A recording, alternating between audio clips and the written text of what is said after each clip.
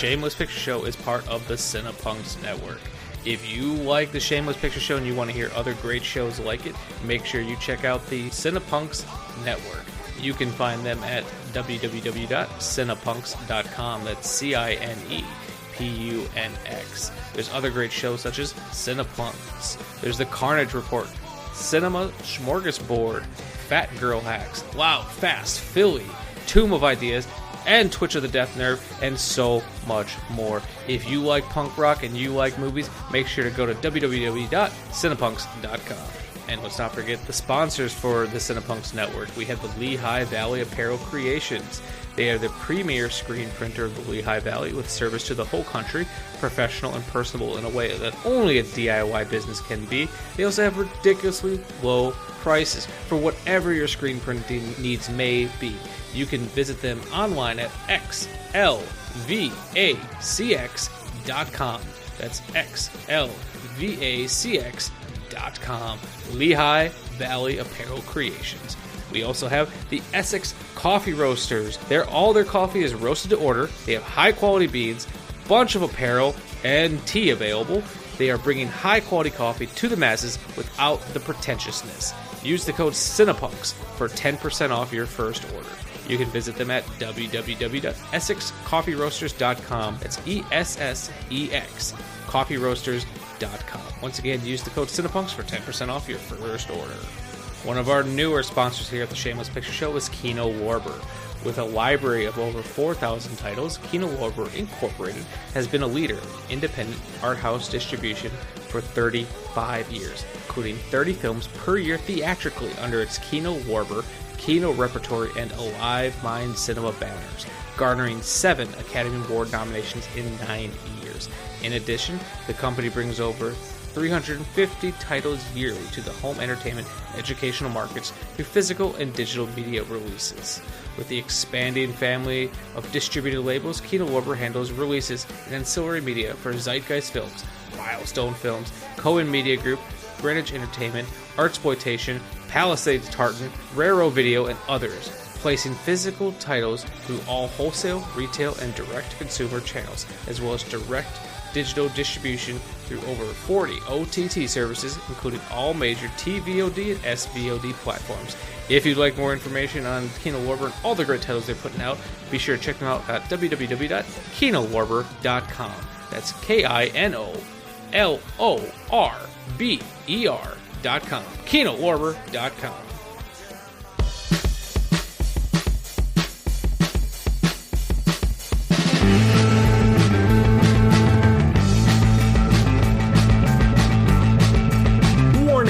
This movie podcast actually discusses movies. Be aware that it may discuss any of the following elements: endings, surprise twists, unexpected cameos, and all manner of spoilers. If this doesn't appeal to you, why listen to a movie podcast?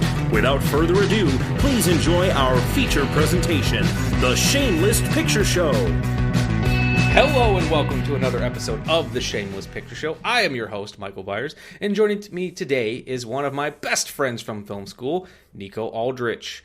While our friendship didn't really take off until the end of film school, funny enough, he's dropping stuff, we found ourselves bonding over our mutual love of The Simpsons, horror and genre films, and of course collecting physical media. I guess film school also kind of like was a bond, but that's not, we became friends because of The Simpsons.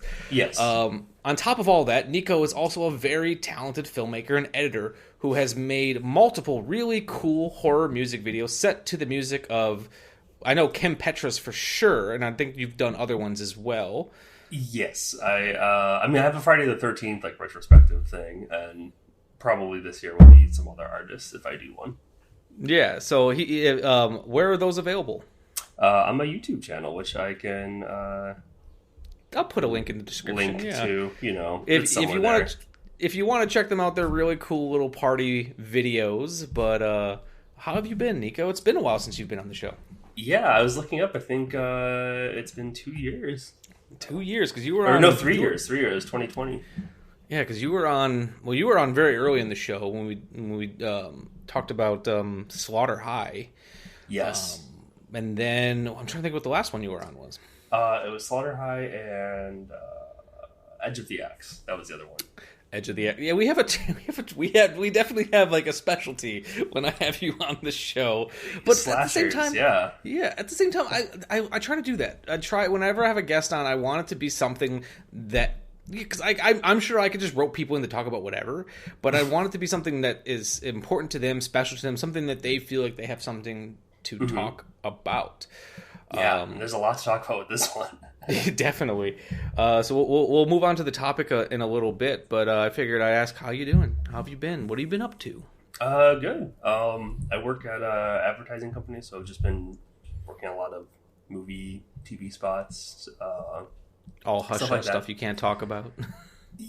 Yeah, definitely. NDAs are signed. I cannot speak to what I am working on or have worked on. One thing I wanted to talk to you a little bit about before we actually got to our topic at hand was I just saw a movie that I wanted to get your perspective on. Okay. I just watched Scream 6 last night for the first time. And I just want to know what you thought of it. Because I know you love the franchise. I loved it. I didn't love Scream 2022. So I didn't either, but a lot of people did. People really did, and that's cool. Like, I don't think it was a bad movie by any means. I just was like, yeah, same. It felt a lot of the same. I felt like, in a lot of the Scream films, they're always talking about you have to like do bigger and do better, and I know that one is supposed to kind of be the remake, the one that's commenting on remakes. Yeah. But it felt too safe. Yeah, it felt like it was kind of treading on what Scream 4 had already done. Yes. Like, which kind of bothered me. And this one feels like, yeah, it's kind of doing the Scream 2 thing now, but it felt like, okay, we have big, like, set pieces again. We have a motivation that I think is really silly and campy, but ties back into the first one in a way that I thought was, like, fun. And I was actually genuinely surprised by the... I went in with reveals. no expectations. Because I did not like Scream 2022 very much. Once again, didn't hate it. Yeah. But it was just one of those... I guess I just didn't see what everyone else was seeing because the movie definitely gets a lot of love. Yeah. And I just thought the reveal in Scream 2022 was like... It's one of those reveals where it feels very... I don't want to spoil it too much for those who haven't seen it. But if it's one of those reveals that like... You think to yourself, like, oh, it can't be this person because it's far too obvious. And then it's that person. The one thing I liked about the new one, though, is, like, I did love the change of location. That was great. I loved just how aggressive Ghostface was in this one. And it's a nice change of pace because, like, in the original Scream, Ghostface is kind of a doof. Yeah. Like, he's always tripping over shit, and it just, like... I don't care about spoiling the original Scream, anyone who hasn't seen Scream by now, but like it makes sense for who the killers are because they're teenagers, that they're doofuses. But like this one was fun because it very much felt like it was being inspired by Giallo films, which I enjoyed quite a bit. It's really graphic and violent and but still fun because sometimes you can be really graphic and violent and just be like arduous to watch. Yeah. And I love the I guess this would be kind of I don't know how much you want to do mild spoilers for Scream 6. I'll warn people. All right, for the opening, I think this has one of the better openings. I like me, like, the original Scream is great. I love Scream 4's opening is great just because it just kept going with it. It was so fun. And then this one, like, because like it ends with the killer taking off the mask and. Watching it the first time, I'm like, oh shit, is this going to be one where we know who the killer is the whole time? And then there's obviously plot things that go, and it goes in different directions. But I thought that was like it added a layer of like unpredictability to it that I really enjoyed. Because like, and like I legitimately was guessing throughout the film. And like, you always are with a Scream film, but like you kind of have suspicions throughout. And, once they do reveal the killer, like there was like a brief moment where I thought it was going to be that person, but not enough to the point where like I really like it was like a real thought in my mind. Because at a certain point when you're watching these movies, you just assume at any point anyone could be the killer, and you just kind of have a thought of that and try to like work through it. It was pleasantly surprising in a way. Like I said, and I went in with low expectations because I didn't love the last one, and since they are kind of in a fun way mimicking so Scream 2022 is mimicking the first one in its own way, and this one's kind of mimicking the second one. I'm really excited for the next one when they just go full Scream 3 and just get really fucking meta. Yeah. Scream 3 is one that I still think is the worst one, but I appreciate it a lot more now. It's kind of like Seed of Chucky, where the more I watch it, the more I like it, even though I can say objectively it's not always the best, but I think it's the most creative. Yeah. Well, Scream 3 is it's like a Me Too critique of Harvey Weinstein, but 17 years before Me Too. And it's making fun of Harvey Weinstein in a movie that Harvey Weinstein produced. And he does not seem to be aware of that, which is kind of brilliant. That is brilliant. So, I think on that level... I think people need to rediscover Scream. Yeah. Plus, it's the only Scream movie with Jay and Silent Bob in it, so that alone is... Yeah. I like that one. Also, I think that one has the best ending for Sydney. I think that end point for her, it's a little cliche and on the nose with her, the door open and everything. But, I almost kind of wish Sydney hadn't come back after that point. Because I think that's a good ending point for her character. It's Scream 6 just kind of poochied her out of the show. She just went back to her home planet and just... Let's just explain her off in a piece of dialogue. Yeah, and apparently people who I've heard from on other podcasts who had access to the script had said that, she was definitely a major part of the original script. So I'm very curious what the original Scream 6 was going to be like. Yeah. And I will say, one thing I will say, it's not too spoilery, but I definitely had more cheering moments in Scream 6, moments where I was like, fuck yeah. Mm-hmm. The whole Gale Weathers scene where she's being attacked is just incredibly done. It's just there's the filmmaking craft in this is just they are students of these films, but then are also bringing their own voice into it. And she's not a big part of that movie, but she has a big scene, if that makes sense. It's really well done, and it makes me care about these characters. Mm-hmm. Where I liked some of the characters in. I kind of liked the characters in Scream 2022, but then I liked them more in this one. Yeah, I didn't like Sam so much in the first in the Scream 2022. Is that the older sister?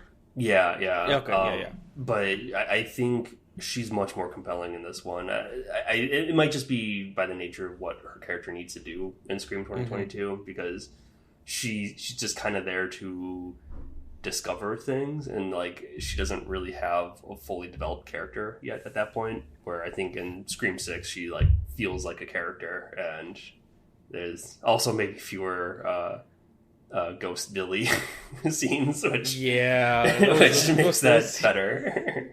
One thing I will say, I like that both this and Scream 5 or Scream 20, whatever you want to call it, both live in a similar world to that of the Blumhouse Halloween movies. In that it feels like when I watch the Blumhouse Halloween movies, and part of the reason I like them so much is it just feels like every side character, no matter how small, is living in their own movie. Yeah. And I just like how even something as simple as the radio DJ in Halloween Ends, he has his own fucking beginning, middle, and end that we just don't get to see. Him and Darcy the Mail Girl, I could just watch a movie with those two.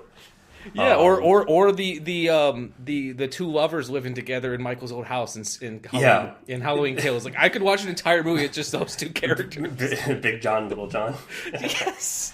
And this movie kind of does some of that, where it's there's so many interesting, fun, little, small characters. Mm-hmm. Yeah. I don't know if we ever actually got to discuss this, but I need to know what you thought of Halloween Ends. That's now... Oh, thank God. Okay. I know, cool. I loved it. I loved it more than a lot of people, and part of the reason is... And this statement is probably going to get me in trouble if people listen to the show, too. I love it for similar reasons to that. Why I love Rob Zombie's Halloween 2 is because it decides just to be its own fucking thing. Yeah.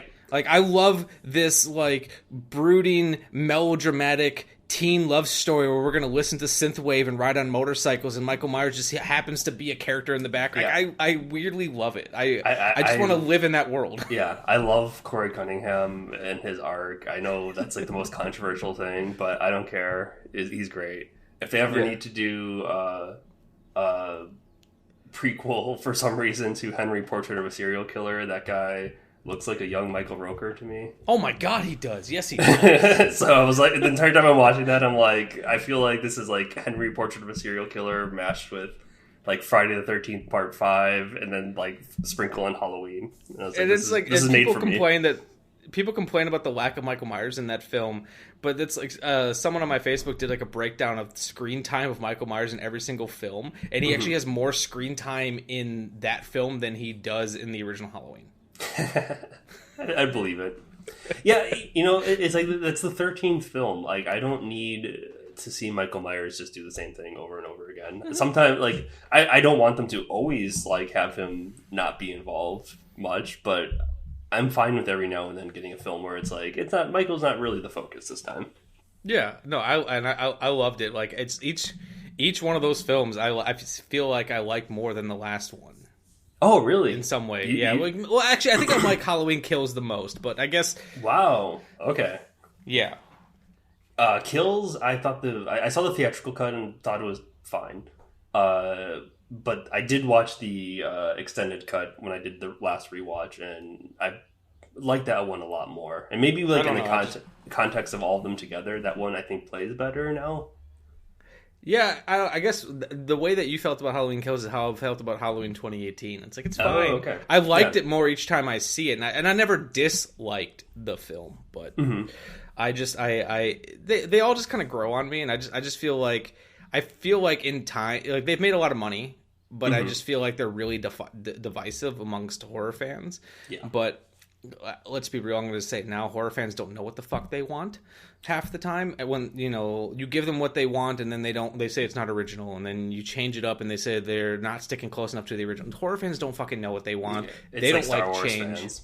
Yeah, they don't like change. They just want to keep watching the same 7 movies over and over again. Yeah. Whatever. And that's like, you know, I have at least 11 other Michael Myers films I can watch. Like, I don't need everyone to be. Yeah. And I like people taking chances like this. And I guess what I will say that I like so much about Halloween Ends is it was the first time in these 3 films that it felt like David Gordon Green's Halloween. Yeah. It felt like he was making his Halloween. And so much so, because originally I think it was just supposed to be one movie. Yes. And John Carpenter got on board because he felt it was such a fresh and interesting take on Halloween, which I struggle to think that Halloween 2018 was that.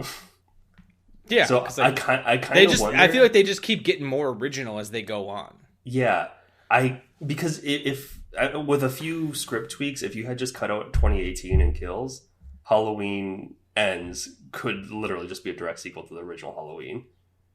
Like, there's not too much in the plot that really hinges on those last 2. So I almost kind of wonder if Halloween Ends was always the movie he wanted to make.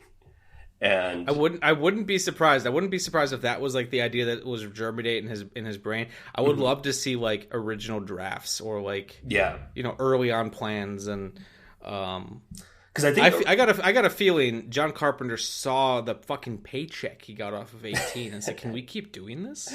Yes, probably. Like, I love John Carpenter, but that man he is the most capitalist non-capitalist you're ever going to meet. And he's the first to admit it. And you know what? I got 3 new John Carpenter scores on vinyl now because of those movies. So that's all. And they are some of the best work he's done. Yeah, they're really great. Yeah, so we salute the Blumhouse Halloween films. Yeah, I'm excited to see what he does with The Exorcist. But I guess without further ado, on today's episode of The Shameless Picture Show, we'll be tackling our second William Friedkin film that we've done on this show.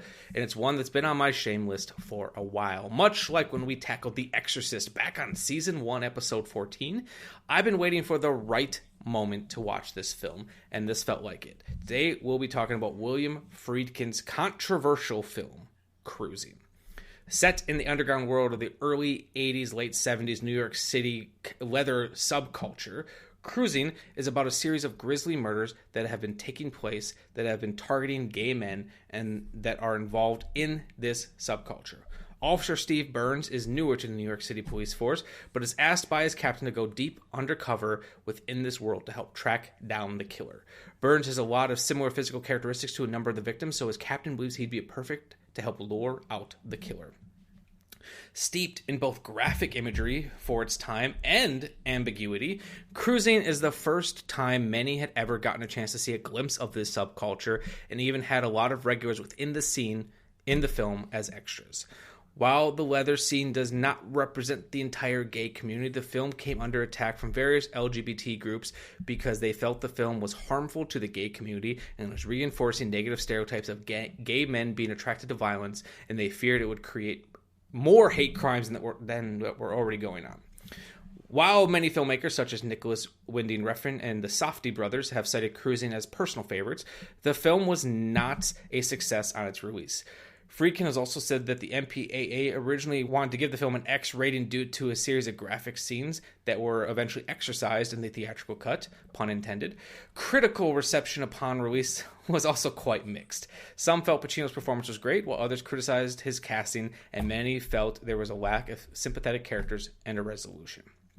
While William Friedkin is credited as a screenwriter, Cruising was based partially on a book written by Gerald Walker, who was a writer for the New York Times, a series of articles in the Village Voice written by Arthur Bell, and the testimonies of Randy Jurgensen, who was a police officer who went deep undercover to investigate a series of gay murders. The film stars Al Pacino, Paul Sorvino, Karen Allen, Joe Spinell, Richard Cox, and James Remar in a very small role, with music by Jack Nitzsche, I think I'm saying that correctly, cinematography by James Contner, and editing by Bud Smith, directed by William Friedkin from 1980. This is Cruising. How would you like to disappear? Disappear? Go undercover. You know this man? Who's here? I'm here. You're here. These victims are all the same physical type. What about him, Skip? Late 20s, 140, 150 pounds. Dark hair, dark eyes. Have you ever seen him before? I want to send you out there to see if you can attract this guy. How, where?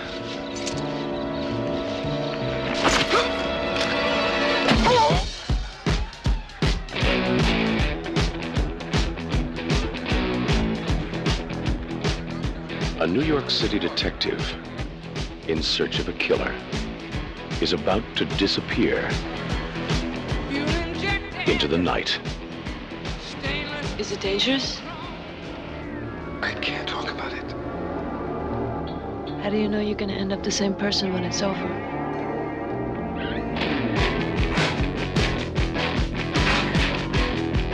An odyssey to the edge of city life. Bartenders are starting to give me some information. There's this name keeps popping up all the time. There he is. The one with the hat. Is that the one that followed you? Yeah. Why didn't you go with him? I don't know. I think you should check him.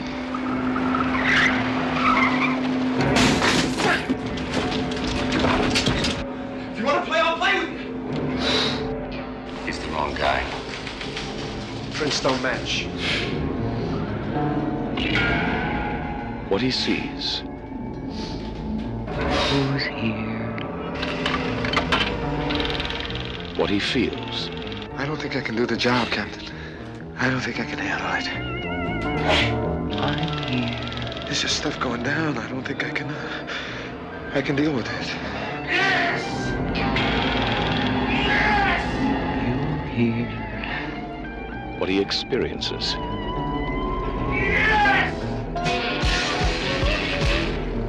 What he discovers will change his life forever.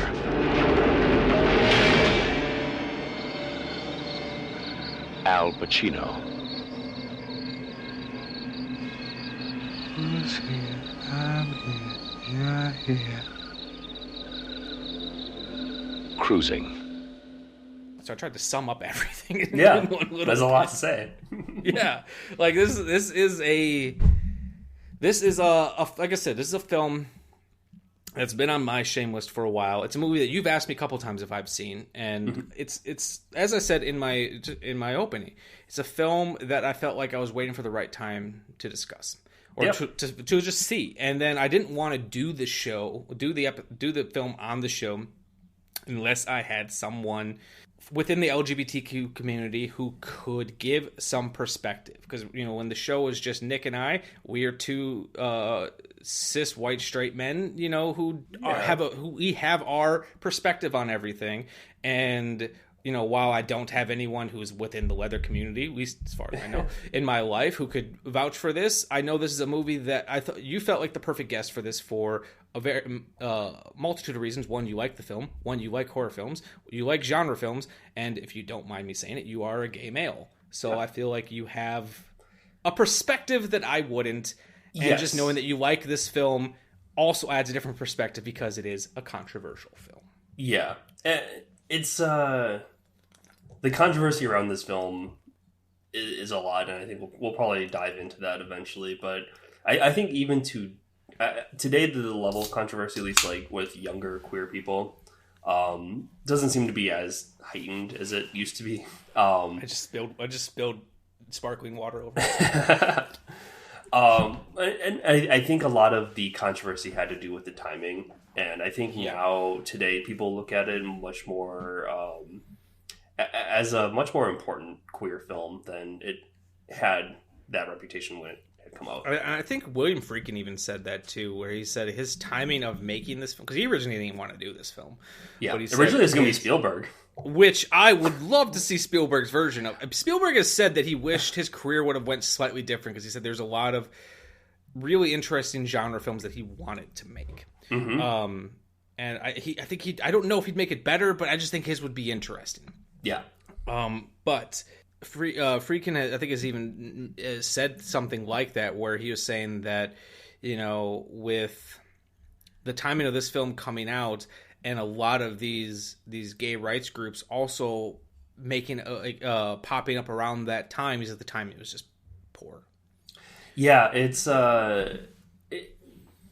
in some ways it is, in other ways it's like kind of the perfect timing, because it's capturing, like, for people who don't know, this movie has very graphic sex in there that honestly you would have a hard time getting that in a movie or TV show today, 43 years later. Like unsimulated things going on in the background at all these bars, and these are actual patrons at actual gay bars. Sorry. And yeah, I know that was one thing he also said, that he wanted it to be as authentic as possible. So he wanted people within the community. Mm-hmm. Him and Pacino spent a lot of time researching, like going to these places and just trying to be a fly in the wall to, you know, make it authentic. And while I don't know this world, it felt authentic. Yeah, famously, Friedkin went to one wearing nothing but a jockstrap and was disappointed that none of the guys hit on him. That's the documentarian in Friedkin, you know, the feeling that he has to go out there and live this. What a fascinating guy. Yeah, but I think what's cool about this having come out when it did is it's like right on the cusp of the AIDS epidemic. So like that, when this is coming out, I think it's only a few months later where the like very first article of like mysterious gay cancer or mysterious cancer killing gay men. There's an article about that, which is kind of the beginning of the AIDS epidemic. So I feel like this captures an actual part of gay history that really can't be replicated ever again. So in that way, it's really important. And that makes complete sense. And like I said, it was a, you know, and one could argue that, you know, the people within this community don't necessarily probably want a light shine on this world always. But like I said, for a lot of people, this is their first time even knowing something like this existed. And for some, it probably scared the shit out of them, thinking that, like, oh no, now I got something else to be, you know, the homophobes got something else to be afraid of. Yeah. But what I found interesting while watching the film, and like I said, I want to get your perspective. I want to, in a minute, talk about like your first time seeing it and your perspective and things like that. But what I found interesting in the film is I just felt like Friedkin was showing this world as he saw it, or as, you know, I don't want to say as it was, because I don't know, but like the way he tried, I feel like he tried to show it in a way that wasn't condemning anyone. And they were also where it wasn't the butt of the joke. It's just like, this is what it is, and they're just living their life.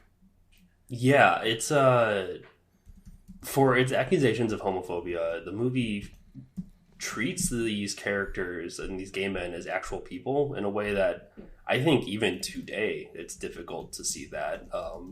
I think even today a lot of like gay representation, and especially mainstream studio films, amounts to like they're just like kind of the token gay character. And like I think it's almost a result of this movie that people are like too afraid to have, not everyone, but some people are like, it's like when they touch on LGBT issues, they're like too afraid to have them be imperfect people or controversial people. They kind of need to be safe and representative of everyone. But these were, like you said, the people at these bars, they were real patrons at the bars. This was what they would do. So this was, at least in that part, was real life. So I don't think those people don't deserve to be represented because of what homophobes might do. I think the homophobes have more than enough to hate on gay people, and I don't think seeing this will be what changes their minds, you know. And Paul Sorvino's character even says like, this is,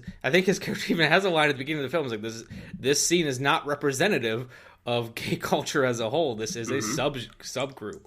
Yeah, which I do think is a little bit of like and this is, granted, this is only my perspective on the mindset, but I do think that does come from a bit of internalized homophobia from some people at that time, because almost like we would be accepted by our abusers if only those people over there didn't exist, which to me is like, no, that they would still find a reason to hate you even if that group didn't exist.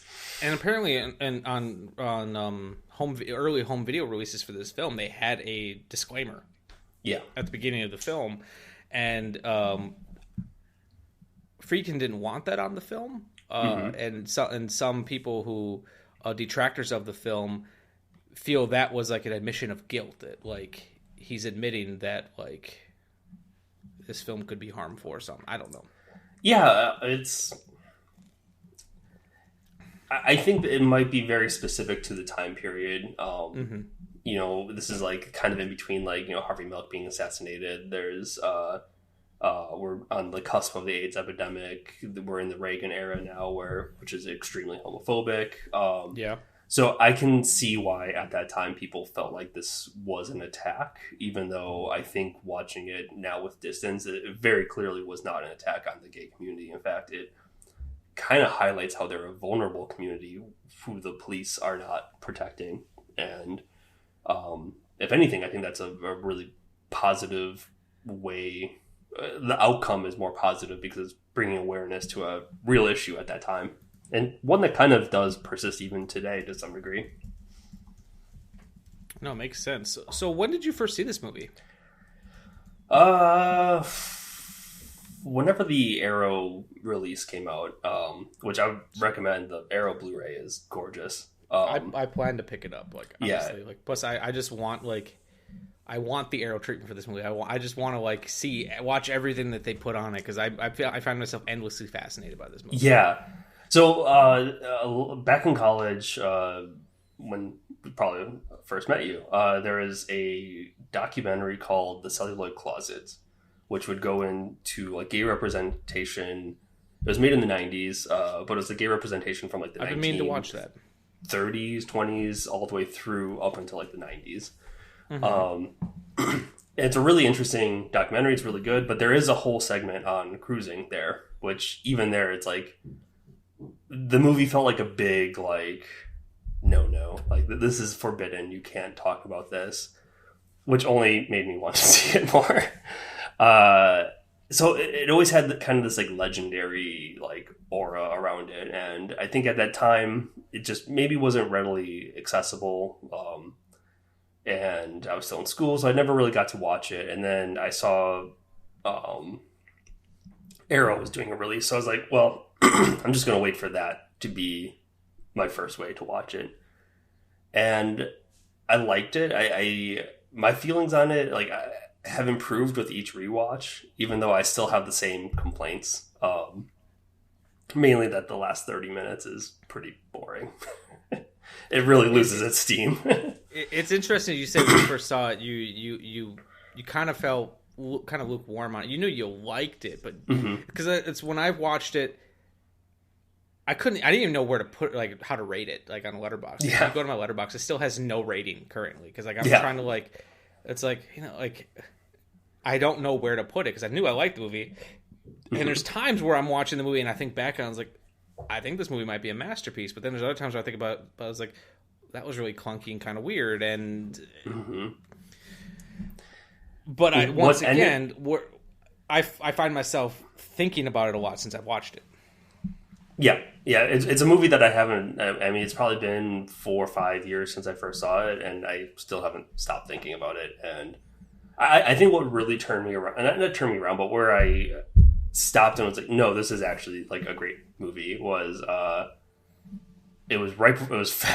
February, the very end of February, maybe even beginning of March of 2020.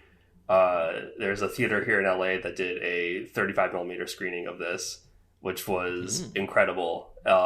Also a little bit scary because it was like right as COVID was ramping up. So it's like there's like a air of danger going to the screening, which kind of feels appropriate for the movie. Yeah, it was a really weird, strangely appropriate way to see the movie, I guess. But watching that and seeing it in a theater on film, and granted, the theater was not very. Also, kind of added to it, like the theater was not very full. There was maybe like. It could probably seat like 250 people, and there's maybe like 25, 30 people there. Wow. So it felt like a dingy sort of like you have like the film stock is like all like janky and and it's like a great way to watch that movie. I also find myself just like there's it's like I for lack of a better term, I call it just like the grit and the grime of New York. Like there's just a certain aesthetic for movies made in New York in the 70s and 80s. Yeah, like you have things like pretty much all of Bill Lustig's filmography. You have like I'm just struggling to think of title, like Basket Case. You just have like the Cruising. You just have these films that have like this aesthetic to them that I find really appealing. And this film fell so perfectly into that. Yeah. I think that's what kind of like every time I watch it, I'm just like kind of taken aback by the aesthetic. There's just shots of just watching what's going on in the city, and it is actual New York in this time period. And again, like hyping up the Arrow release, like the restoration, it just like everything is so crisp, but then it still feels grimy because it is of that era. It's just such a weird little time capsule that I'd love to revisit that because it's something you can't replicate anymore.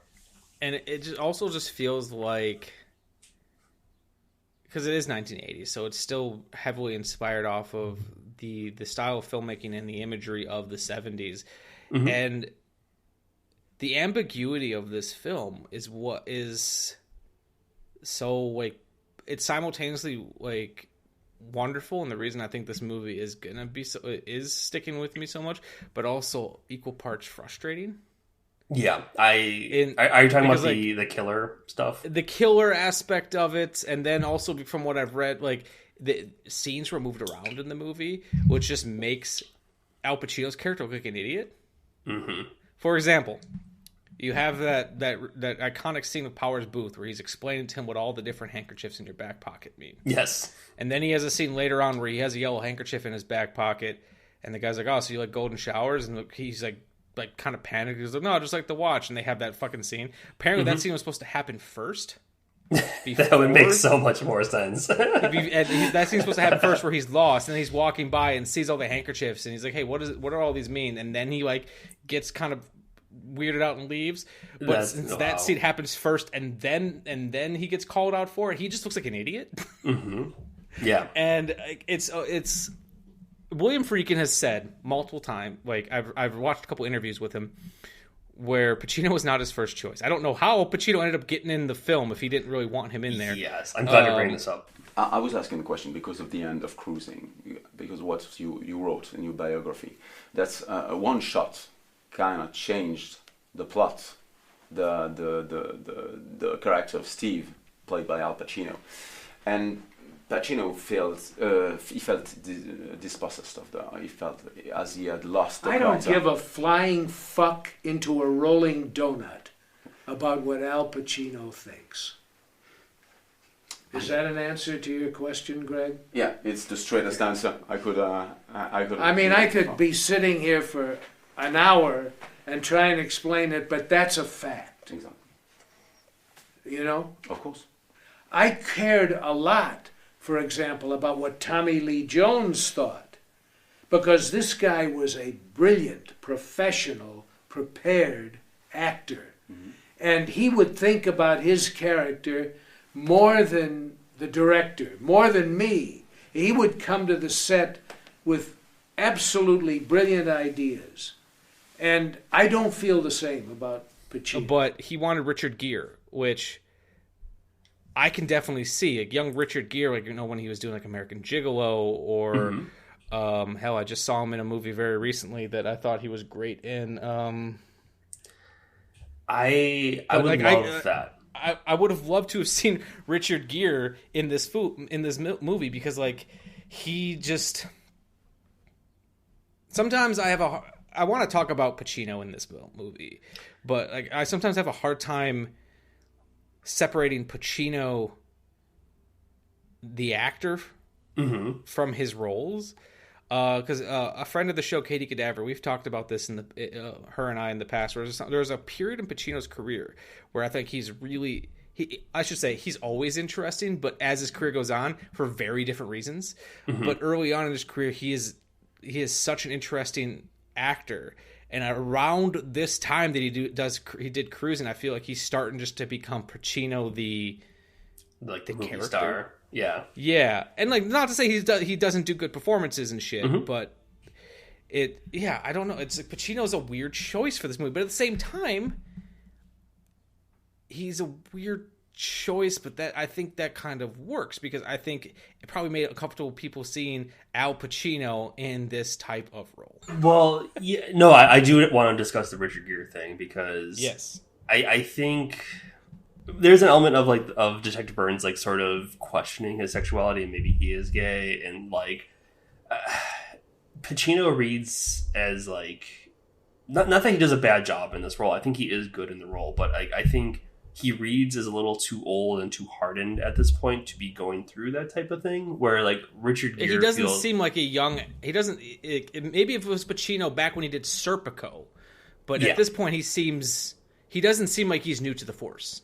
Yeah. Serpico era Pacino, I think, would work better than this era, and that's why I I kind of want to see the version with Richard Gere, but at the same time, like Richard Gere might read as like too soft for going into like the leather bar scene.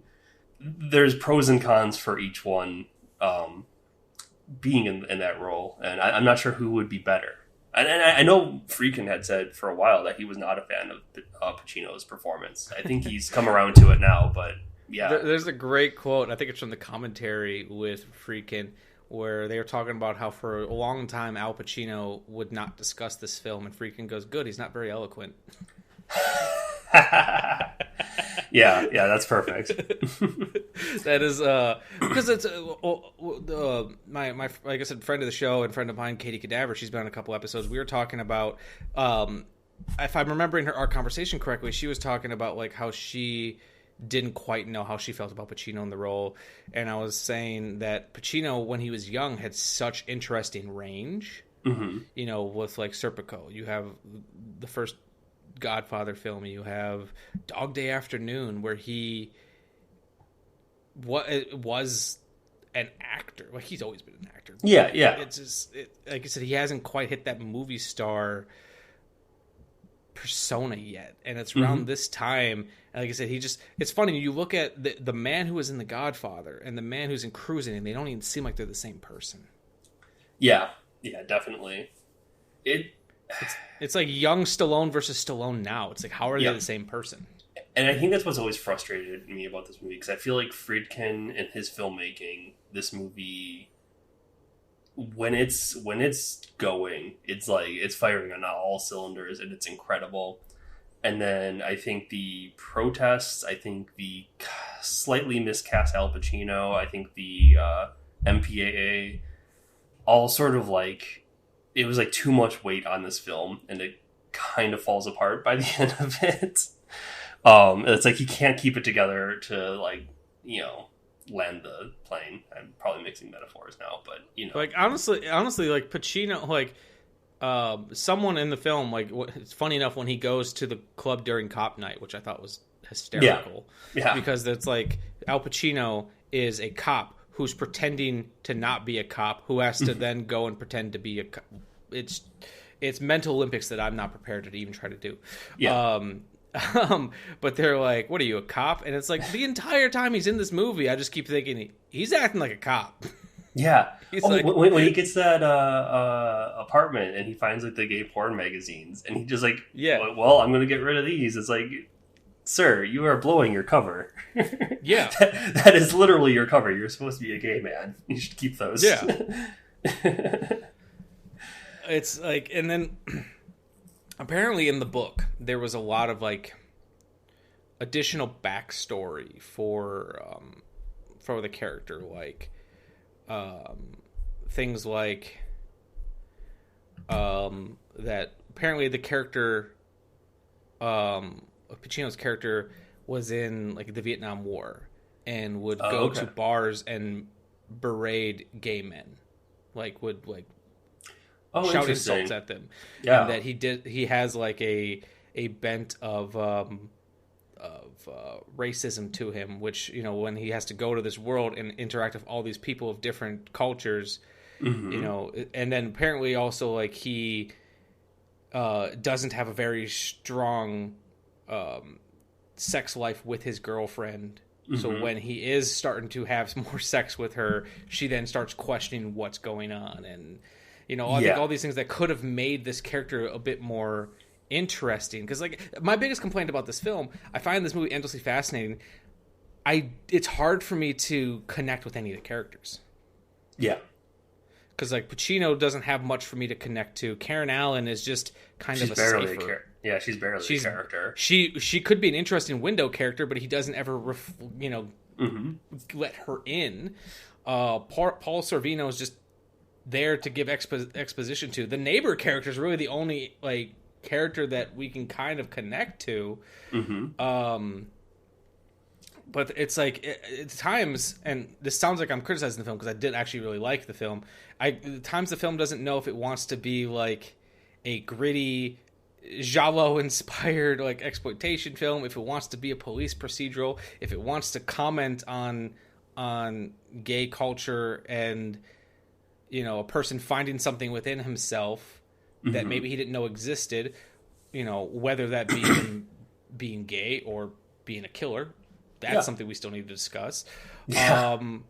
It's like the film is saying a lot, but it's not saying anything that I think improves it. I don't know. It feels kind of wishy-washy on what it's doing. Yes. And a lot of it has to do, I think, with the production problems. Like, it seems sloppy, not because they didn't know what they wanted to do. It feels like they knew what they wanted to do, but they just couldn't achieve that with what was being thrown at them. It's a shame. It's interesting that I mentioned earlier that like Nicholas Winding Refn says this is a big film, a film that he loves, because it reminds me a lot of his style. And once again, I say this as a big fan of Nicholas Winding Refn. When you watch a Refn film, like you feel like you're just watching it for the vibes. I'm watching. If I rewatch Cruising, I'm watching it for the vibes. Yeah, you could not because I'm expecting to get a full story out of it. Yeah, you could do like a double feature of this and like, I don't know, Drive or something, and it's like, you get like you're just there for the atmosphere of it, really. Yeah, like for the visuals of it, like, you know, I want to hear, you know, hardcore punk playing as Pacino awkwardly dances and intercutting with all this gorgeous blue fucking lighting, and it's just, it's for the vibes. That's honestly what it is. And I also find the murders really interesting. I was just saying, I've probably seen this movie 5 or 6 times. And speaking of the vibes, I remember everything about that aspect of the movie, but I still can't really tell you what happens at the end. Like, why he figures out who this killer is. Why, like, I can't really even track, after 5 times of watching this movie, what happened there. No, and then, like, what I find fascinating too is, I could be wrong, but it really feels like they have a different actor playing the killer in every scene. They do, actually. Oh, okay. In fact, some of the victims of the killer are playing the killer later on in the movie. Oh, that's interesting. So I think the idea that they wanted to convey was that there wasn't just one killer, that there were multiple people. Like the killer sort of represented like this idea of just homophobia in general coming into this space, and that it wasn't any one person. See, for me, it almost felt like it was like I almost viewed it as like there is one killer, but in many different bodies, almost like the image of the killer is morphing, not in like a mystical sense, but like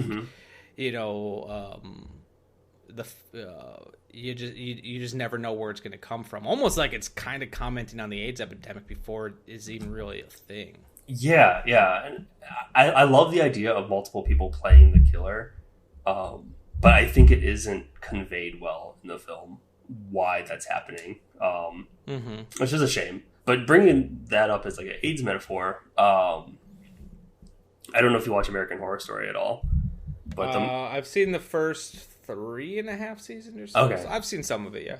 The most recent season, New York City, is actually the show's still going on. Yeah, it's actually based on cruising.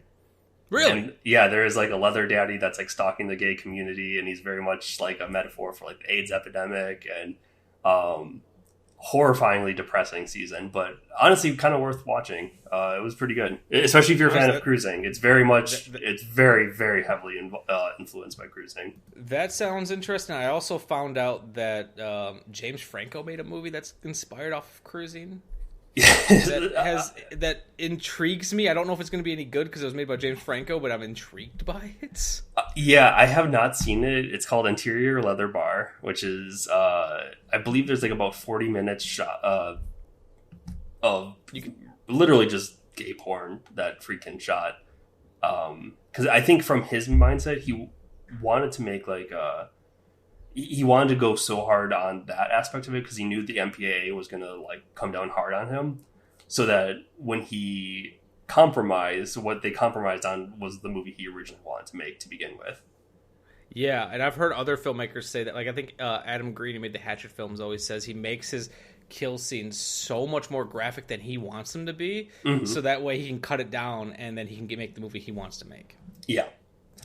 Yeah, definitely. And apparently this James Franco movie, Interior Gay Bar, is supposed to be it's like a docu-series about filmmakers trying to recreate those lost 40 minutes. Yeah, which I think the 40 minutes were destroyed in like some fire or something like that, which is probably just a story they gave that I'm guessing the studio just didn't want to have that footage. Yeah.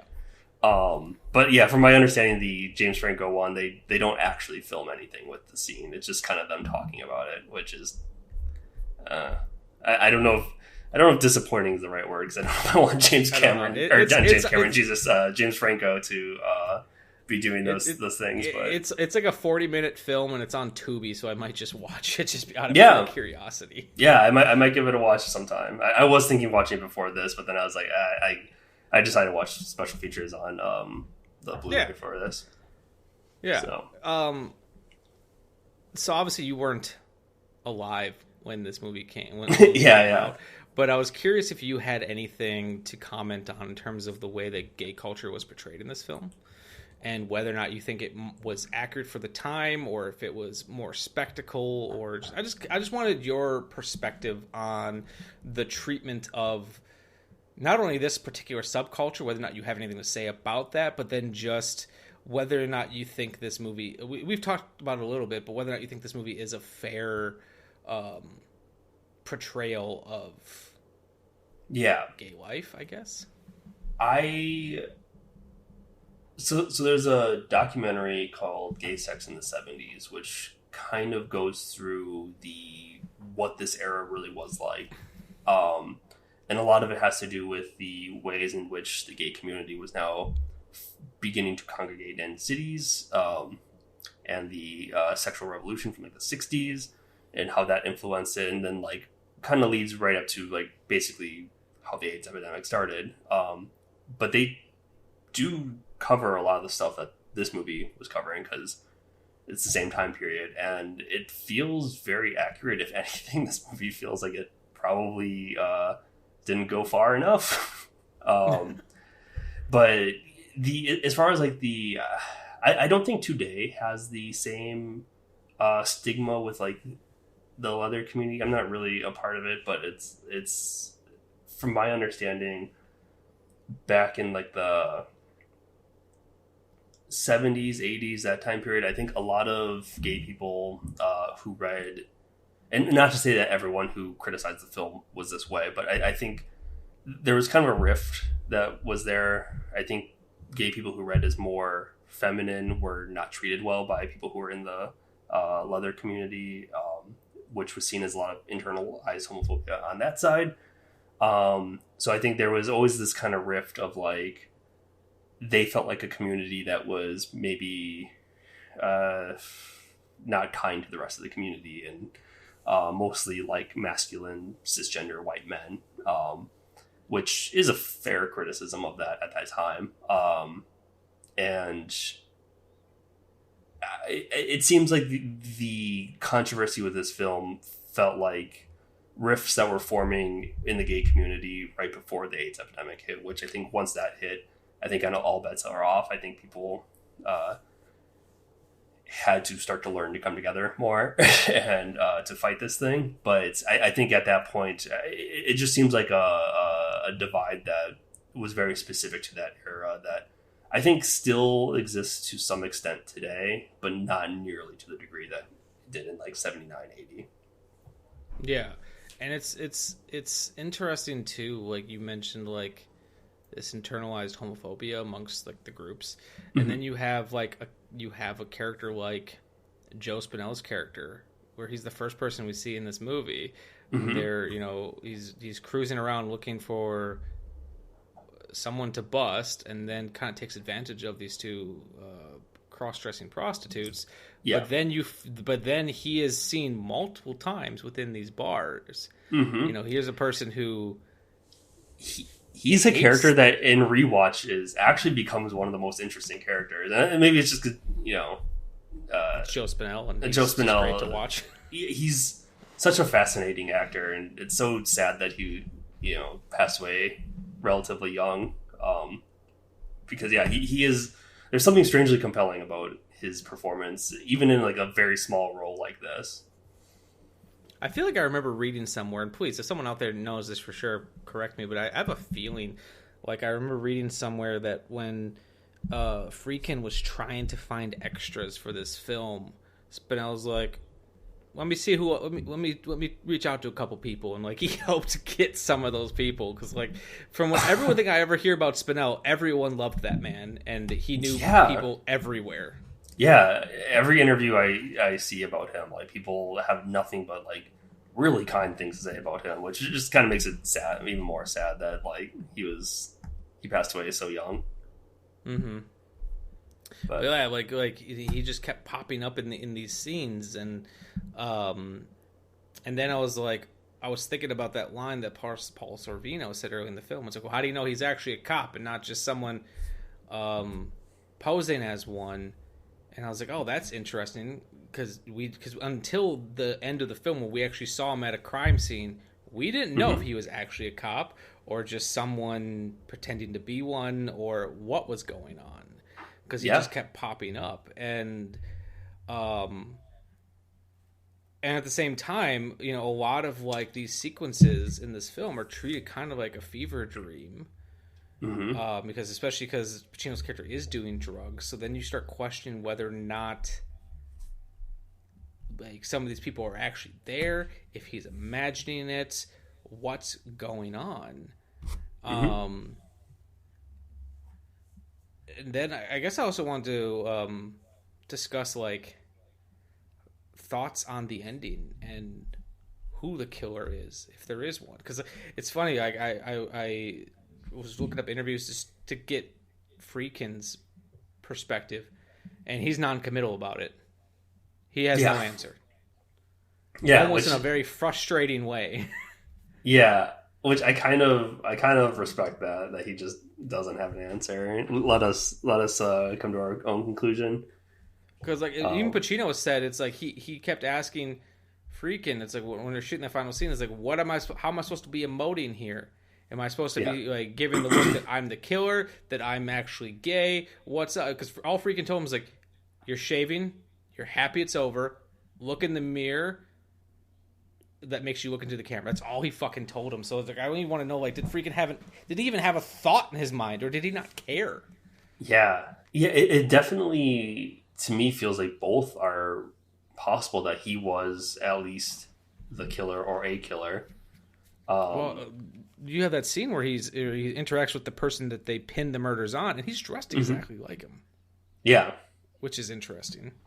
Yeah. But then when you see that guy, it's like, that guy doesn't look like the killer we've been seeing this whole time. But Al Pacino actually kind of does look a lot like him. And then that nursery rhyme that's being sung, the only person other than the killer, we ever hear sing that rhyme is Al Pacino. Mm-hmm. Yeah, so I feel like he has to be the killer. Like, I'm confident he killed the neighbor. Yeah.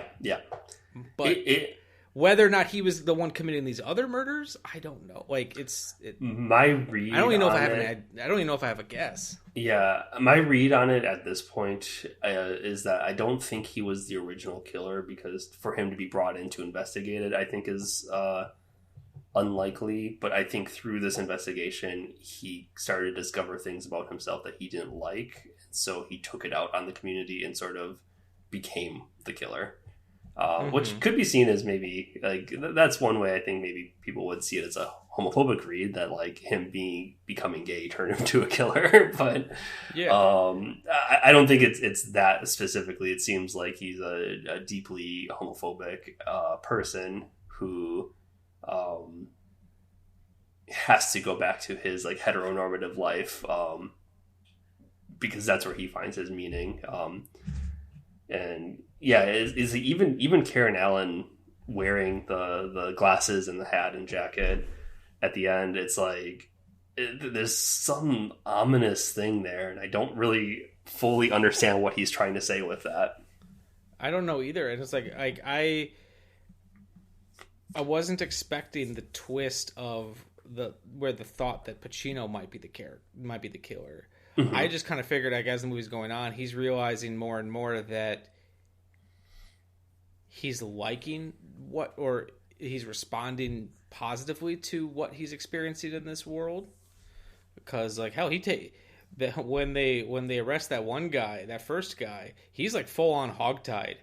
Yeah, and like he's prepared to go pretty fucking far, and we haven't seen everything. He probably did at least a couple times.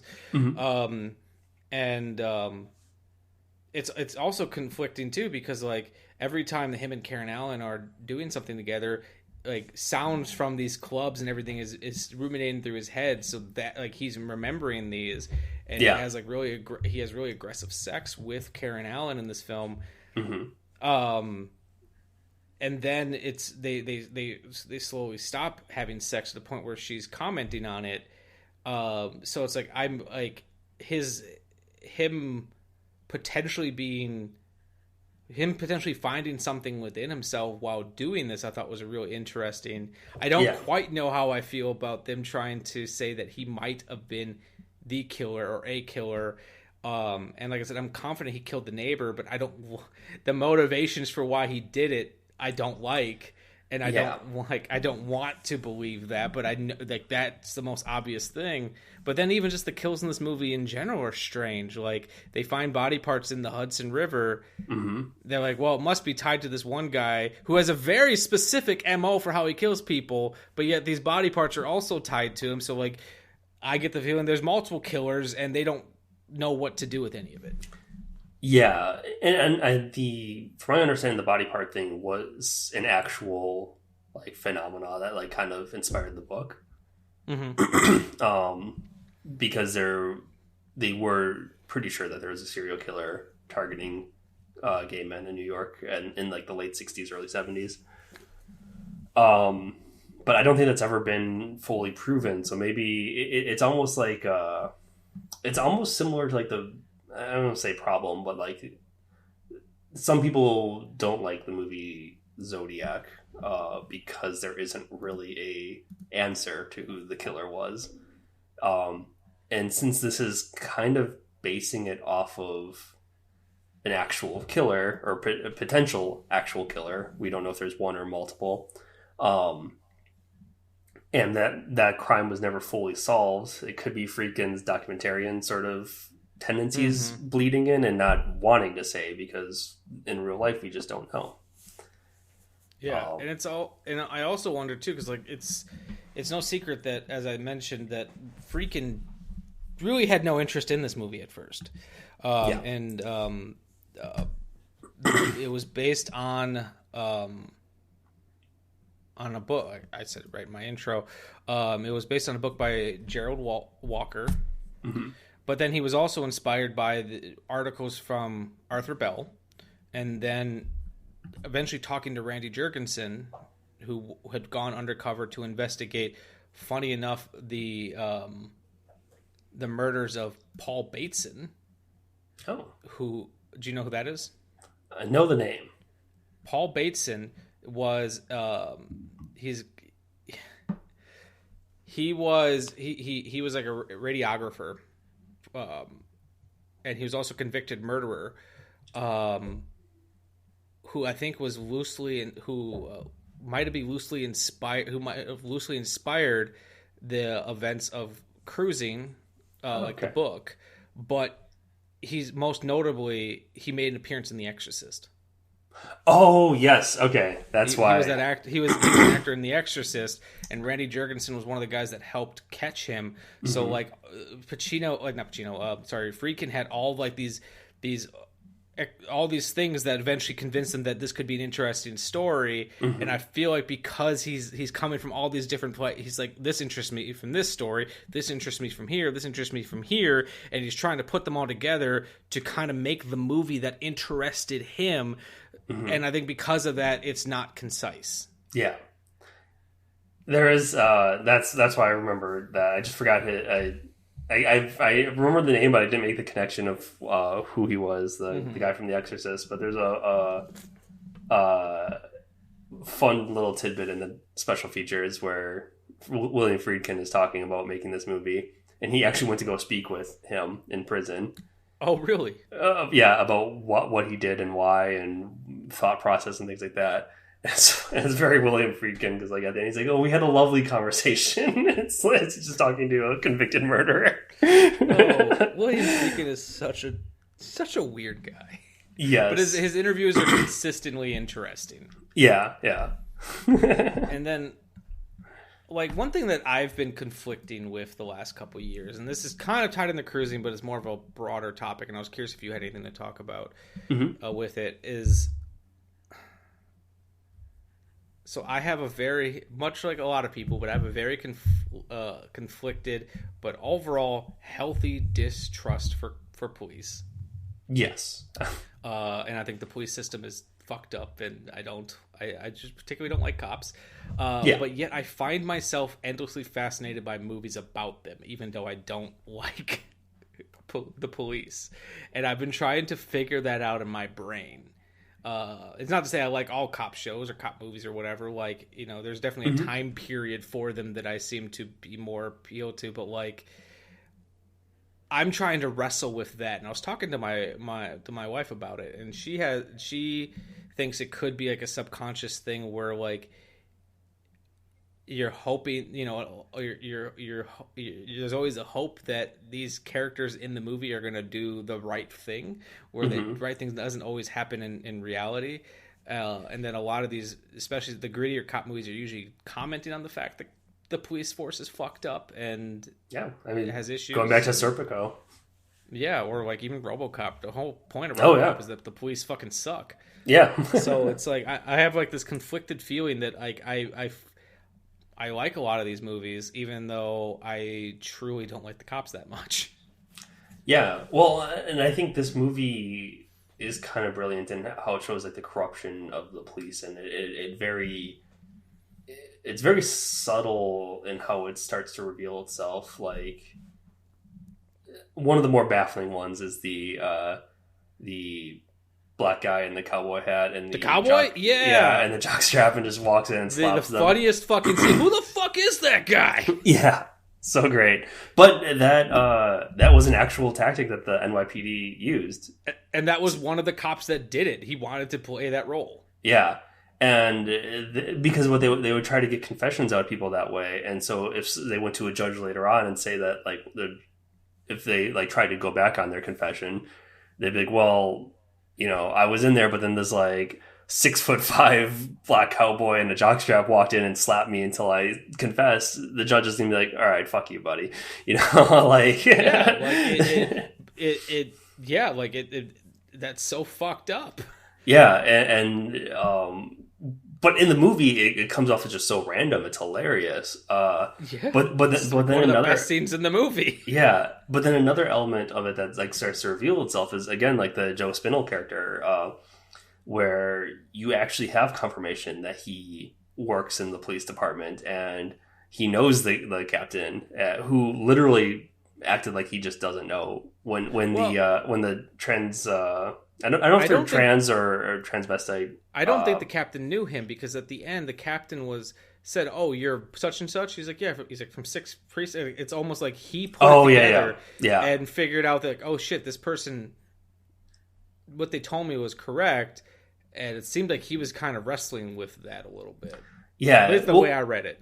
Yeah, I read it as like sort of he made that connection, but it's just like more like, what are you gonna do about it type of thing, like it read to me as like basically cops protecting other cops even when they know that they've done bad things. So it's like the sort of corruption of the police force is very present in the it's not right, it's not in your face, but it's like it's there, which seems in line with like other things that William Friedkin was, or I think like what's it, French Connection, I think kind of touches on that a little bit from Friedkin, and then obviously Pacino was in Serpico. All seems kind of in line with movies of that time. Mm-hmm. I do think it's interesting too, because like it's almost watching movies critical of like policing from like the 70s, 80s is more interesting, because I think there's like almost like you were saying, you kind of hope that they do the right thing, because the police force at that point weren't so militarized as they are today. Mm-hmm. So I feel like, because I was kind of thinking if you were to try to remake this movie and set it today, that aspect of it would feel a lot more gross than I think it did in 1980. Yeah, like, and it was still gross in 1980, but yeah. Man, I was thinking about that too. It's like, could you remake this movie and set it in a contemporary world? It'd have to be a very different type of movie. Yeah, I think it would lose a lot of its edge if you tried making it today, which is I think what's so... I mean, it would depend on who's making it. Like if this were being made as like an indie film, I think you probably could more or less maintain its the original's atmosphere and edginess. But if like a major studio tried to remake this film, I think it would lose everything that made it compelling, to be honest. Yeah. Because I think people wouldn't want to take a risk with this. It's it's a pretty ugly movie, and it's delving into some uncomfortable things, and I think everyone at the time, whether they were like gay or straight, seemed to have a visceral and mostly negative reaction to this movie. And I think that would almost be true today, but for very different reasons. Yeah, I feel like this film was nearly impossible for them to make in the 80s with all of like the protests going on, to the point where I think a majority of the film had to be redubbed. Yeah, because pretty much everything outdoors. Yeah, and then like I think like people were saying they used protesters had mirrors on top of roofs and were trying to shine lights into the shots to fuck things up, which smart on them. Yeah, I mean it's very clever. I feel like this movie would get shut down if it was being made today. Yeah, but then again, like I said, we just got a season of American Horror Story that is very much inspired by this. That's a fair point. I forgot you told me that. So it's interesting. Maybe you could get this done today and it would be fine. Although that season isn't as like, it's pretty explicit for cable television, but it obviously is not to the degree that this movie would be. You know who I think could? Granted, he mostly does television, but I feel like if the first name that comes to mind when I think if they're going to do a cruising remake, weird enough, is Brian Fuller. I would be very interested. I mean, he is directing Christine, so he is starting to. He's doing a remake of Christine, so that's fascinating. Yeah, which I think I told you about that when I first saw Christine. Like I saw a very over gay reading of that film, and that Brian Fuller is doing that. I'm like, okay, this is I'm into fun. But yeah, so I'm interested in that for sure. Yeah, Brian Fuller doing like a cruising remake would be very interesting. But or I'm even just like another version of the book or something like. A new adaptation of the book, or a movie, even just like as a throwback, like a. Not a remake per se, but something that's like kind of in that vein would be really interesting. I'm so excited for his Crystal Lake TV series. Oh, me too. Like I cannot wait. I'm just happy to get more Jason in some way or another. Whether it's not, we don't know if it's going to be Jason, but you know, I've intentionally not read anything about it just so I can go in blind. Okay. Yeah, I don't know if Jason is or isn't showing up, but they did say that with the lawsuit that they have access to Jason if they so choose to use him. So there's nothing legally preventing them from using Jason. Right on. So I guess I feel like a lot of the big topics we wanted to discuss we've talked about. So I wanted to see if there was anything else you've wanted to discuss about cruising. It's. I don't know how many of your listeners will go out and watch this movie. It is a really difficult movie, I think, to recommend because with the sexuality and sexual violence and other violence, and there are just like actual like inserts of hardcore pornography during some of the murder scenes. There's unsimulated sex acts and pretty extreme stuff on camera, which is even more shocking that this movie came out in theaters in 1980 on Valentine's Day weekend of all times.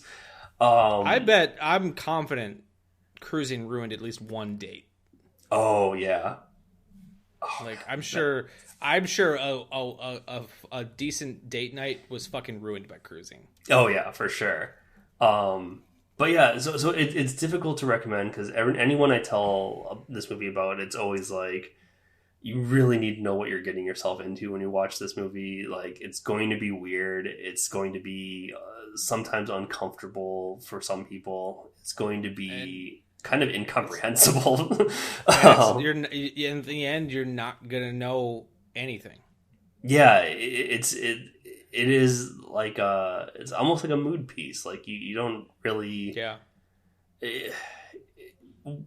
everyone's going to take something different away from this, but I think that's what kind of makes the movie work so well, and why I continue to go back to it is over the years of watching this, I've probably, like I said, seen it at least 5 times now. I get different things from it every time I watch it. And even with this controversy, like I think it's important to remember that with representation, I don't think there always is a right or wrong way to do it, especially when this is depicting a real community that existed at this time, and it is actually the community itself depicted on screen. They're even shooting at some of the real bars too. Yeah, those were that was a real bar at that point, and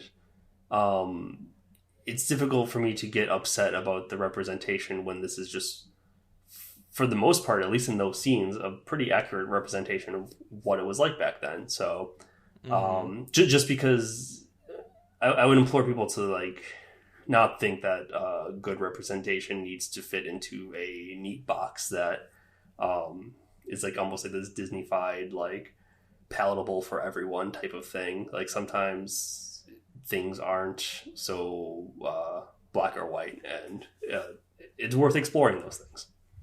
Yeah, like I think this is a perfect movie where I believe that context is important.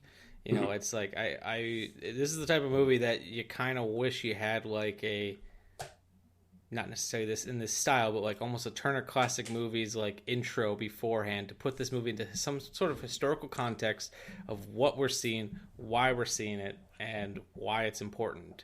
Yeah, and like that's why I think, you know, a lot of these special features on these discs are so important. But let's be real, even though Arrow and Shout Factory, Criterion, they put so much effort into these, not everyone watches them. Mm-hmm. So some people just watch the movie and they form their opinion and they move on. Yeah. I don't want to sound like I'm being dismissive of critiques of this film, because I think those are valid. But I feel like we spent a lot of this episode critiquing the film. Like yeah. But more so the filmmaking. Like, I mean more like the social implications of it. I think that is valid, and people who critique it, I think, are not wrong.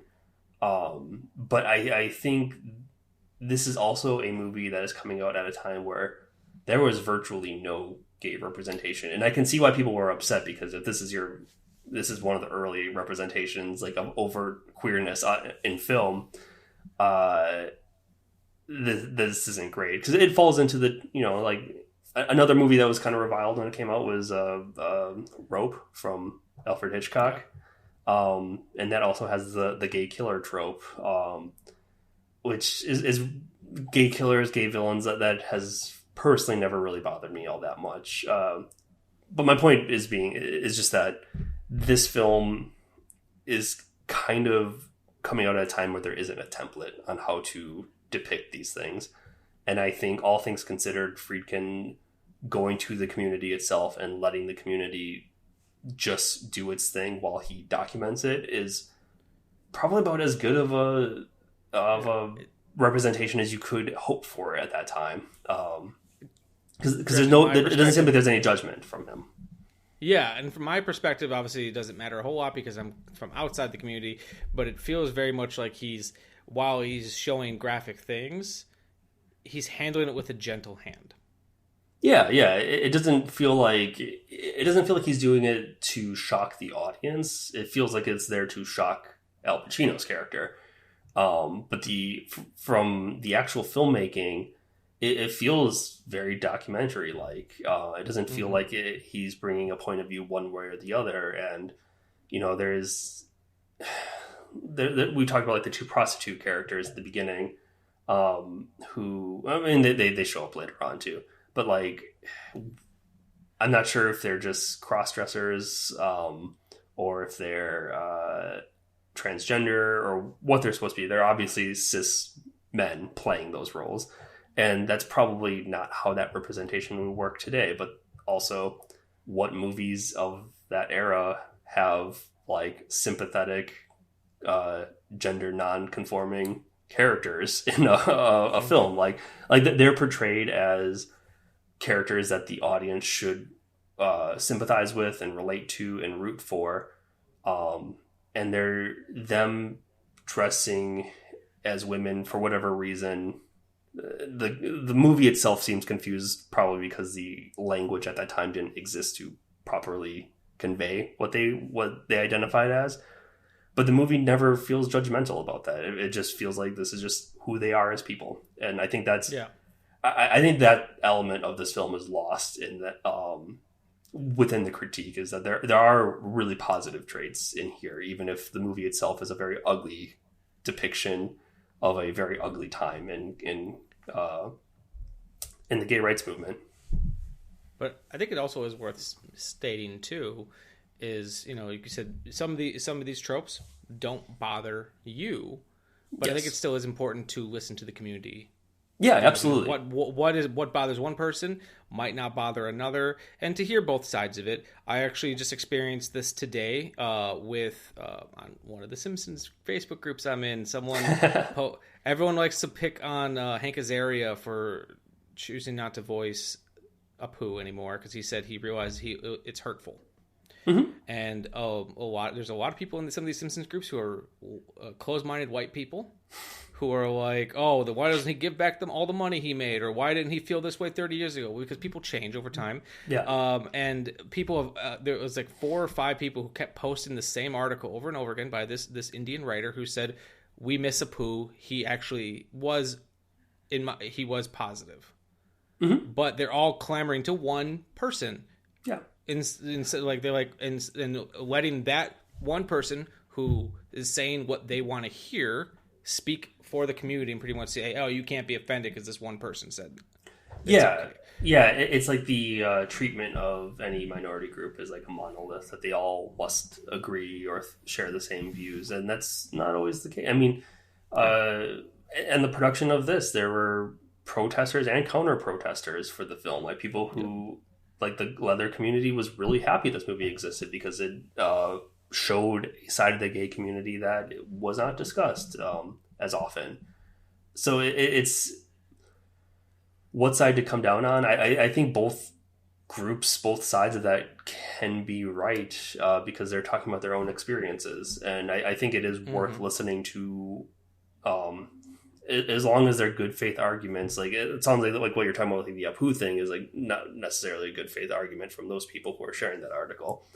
But as long as I think people are willing to engage in the criticism, if they fall on the side of, at least in the case of cruising, if they fall on the side that, like me, that this is a probably overall more of a positive thing, it is worth listening to the people who are criticizing it, because like I kind of take the view that my position on this film and what it means to the gay community isn't so weak that listening to people who I disagree with will hurt it. It's only going to give me a broader understanding of what this movie represents to so many people. And I think that's good. It's a good conversation to have.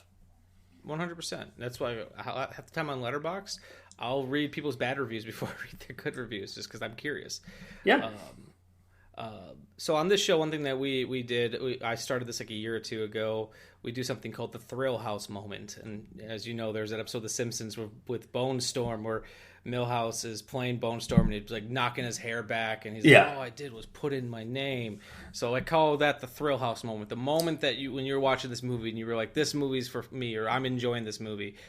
Do you have a Thrill House moment that kind of like solidified? It could be at the beginning of the film. It could be at the end of the film. What is your like Thrill House moment, if you have one? I think, oh man, that's a good one. I think probably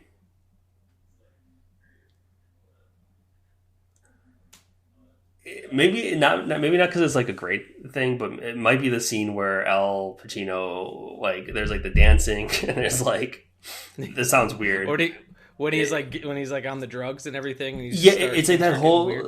Like he walks in and there's like people just like having sex. There's like literal fisting happening over there, and he's like doing the dancing. It's just like it goes into such absurd territory at that scene that I'm just like, that's the point. Every time I watch the movie, it kind of is the height of the movie for me, and it kind of is downhill from there because it's like this is wild what's happening. Yeah, that's kind of my moment too. It's like it's somewhere anywhere in between there and like the handkerchief scene, especially because, like I said, now knowing that those scenes were swapped in terms of their order just makes like Pacino look like an idiot, and that's like there's a portion of this film where it's just Pacino like just showing up at these bars and like hoping something happens because he doesn't know what the fucking to do. But no, like around that like I feel like the music starts getting really cool and really aggressive around those scenes, and like just aesthetically it just becomes a fucking treat. So I would say mine's probably the same, but like my absolute favorite scene in this entire movie, if I have to say, is near the end when Pacino, when he's just straight up stalking that other guy, but when he follows him into the park and they're both dressed the same, and like just the way that scene is composed and shot, and the performance between the two of them like deciding that they're gonna go off together, I just think it's great. I just think it's such a masterfully made scene. But no, the dancing sequence and all that stuff is definitely like where it was like, okay, I think this movie is really fucking good. Yeah. Definitely. If I go with a favorite like kill sequence that I think is really well done, it's probably the when they're at like the porno theater scene. Like, oh, that was so well done. Yeah, it's so tense watching that scene. There's a lot of great moments in this film, and I hope people who listen to this and decide to watch the film kind of take all that in, both the good and the bad with this film, because there's a lot of both. Yeah. As there's probably, I don't know how many young people listen to my show, but if anything, this movie feels like an 80s A24 film. Yeah, it really does. It's for those of you who needed that clincher, who are into the current state of indie film, like it kind of feels like this is an 80s A24 film. Yeah. Or even maybe like A24 or like Neon, maybe. Like I could see definitely. I could see like Film District. Yeah. Why am I blanking on her name now? The director of Titan. I'd like to see her. Shit. I'd like to see her do something like this. That'd be fun. She also directed Raw, right? Yeah. Yeah. I could see her doing something like this. And I've heard the movie. I think it's Heart Plus Knife is. Yes, which in a similar vein, which I still need to see. A friend of the show, Josephine, who was on our Spice World episode, recommended that movie to me a couple times, so I still need to see it. Yes, that one I watched last year. I almost went to the New Beverly for that one. They had the director of Knife Plus Heart, when researching like gay porn of the 70s and French gay porn of that era, discovered a new one and like restored it. That's awesome. One that was like lost, and then like the New Beverly actually had like a double feature of the porno itself and Knife Plus Heart, which is wild. That's awesome. If that it worked, wild. I almost wanted to go, but it was like in the middle of the week, and I was like, I can't take off work to go see a porno film in a theater. I think that's the perfect reason to take off. I wouldn't put that on your PTO request, but yeah, PTO request reason porno. Yeah. Yeah, I'm sure. I'm going to the porn store. Yeah, pornography. I was buying pornography. Yeah. All right. But no, I completely agree with you. I think this is a movie that's not for everyone. It's truly not for everyone, and I think it will still it's transgressive even to this day. I think it will push boundaries, but very much how I felt when I saw Cannibal Holocaust. I tell people that if you're ready for it, go in with an open mind. And we're not even saying that you need to enjoy this movie. Just go in with an open mind and try to see what the movie is trying to do and what it's trying to say. We don't even know what the movie's trying to say, but I think that's part of what makes the discourse of this film so fascinating, is no one knows what the fuck this movie is about. Yeah. Yep. And one could even say, to the very end, we are cruising for a reason for why this movie exists. Perfect. That was really ham-fisted, but I, did what I could. All right. Well, thank you. Thank you very much for coming on the show. Oh, thanks for having me. I'm hoping to obviously have you on again at some point once we find the right film. Like that's my whole thing. Is just trying to match the film up with the person. Yeah. I love coming on here talking about things. Any films, really. Well, I'll have to send you the list. If there's anything you want to jump on, you're more than welcome. All right, cool. But yeah, is there anything that you're working on you want people to know about, or any, this is your chance to plug any of your shit, or if you want people to follow you on social media or whatever? Yeah, I mean, I can give you my YouTube link. I'm really terrible at social media. I'm technically on Twitter, but I don't do anything on it. Well, we'll drop the link to his YouTube channel in the description, and you should go check out some of the videos he's done. Yeah. I really like them. They're always a treat for me too. Whenever you ask me to take a look at an early cut of it, I'm always really into it. Well, thank you. Yeah, I will probably post things about it on my social media at some point, but I am writing a script. I have written a script. I want to do a short film, queer horror thing that is actually in part influenced by cruising. So I'm hoping to start getting into some pre-production stuff for that probably sometime this summer. So I don't think you've told me much about this. I know you had an idea that you had planned based on a script that I had wrote at one point, but there was we were collaborating on that one, and there was a plot element that I wanted to bring into that script that I think ended up not fitting for that thing, and then that idea kind of spun into a very cruising-like serial killer movie, which was not really what fit for the script that we were working on. If the script that we were working on inspired you to do something else, that's always good by me. Yeah. No, working on that was actually really helpful for, it was like, it was like having all these ideas and being able to like sort through them, be like, okay, this works more for this project, this works more for this one, and like kind of picking and choosing what should go where. But yeah, I have a feature for that I want to make into obviously a feature film, but I'm going to create a short film first for that. So everyone hopefully they'll be new soon. Yeah, everyone should keep their eyes open for that. Upcoming on the show, next episode, we will be doing 2001: A Space Odyssey with Frightmare's podcast host, Austin Proctor. After that, I will be doing an episode, speaking of Nicholas Winding Refn, doing an episode on Drive with Mark the Movie Man, Mark Krofjack, as well as Stephen Millick of the Twisted Dreams Film Festival. And then after that, we're going to be doing a Top Gun double feature of Top Gun by Tony Scott and then Joseph Kosinski's Top Gun Maverick. So, as always, guys, keep your eyes peeled to pretty much everywhere that you find your podcast. And we'll be here next week. Shame Time, Shame Place, Shameless Picture Show. The Shameless Picture Show is recorded in Milwaukee, Wisconsin and Easton, Maryland, and is hosted and produced by Nick Richards and Michael Viers. Today's episode was edited by Michael Viers. Our opening theme music was written especially for us by The Directionals, with narration by Zach McClain. The end credit music you're enjoying at the moment was generously provided by my friends in the band 10 Speed. The Shameless graphic design is masterfully done by Amanda Viers. An extra special thank you to all of our Patreon supporters and to our generous sponsors. We are on Spotify, Stitcher Radio, iTunes, Google Play, and Libsyn. You can find links for all these amazing people in the description below.